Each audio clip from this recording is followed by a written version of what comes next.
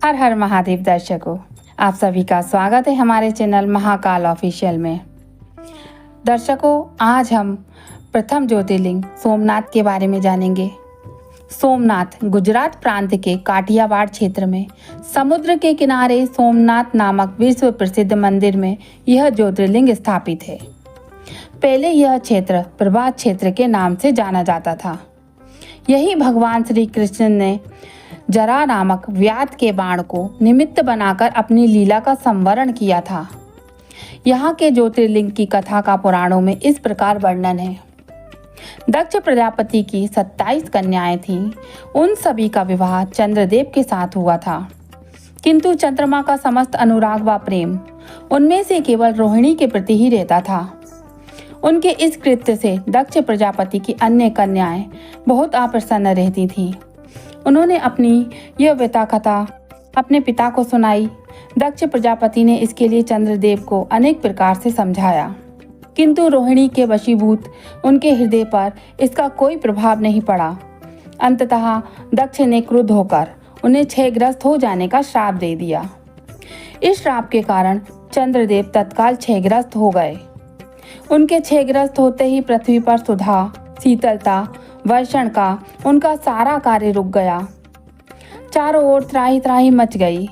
चंद्रमा भी दुखी और चिंतित थे।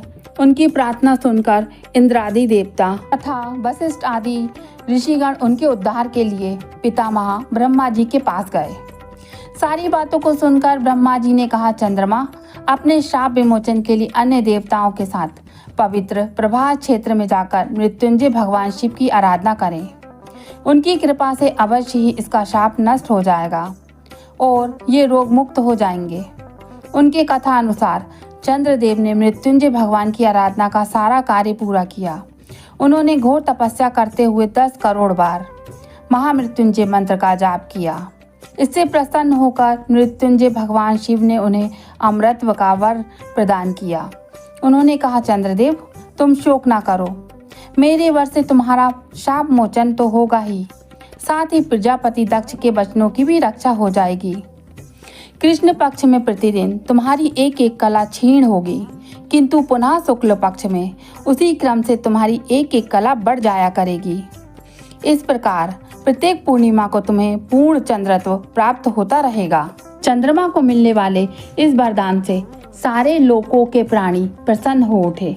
सुधा का चंद्रदेव पुनः 10 दिशाओं में सुधा वर्षण का कार्य पहले की तरह करने लगे।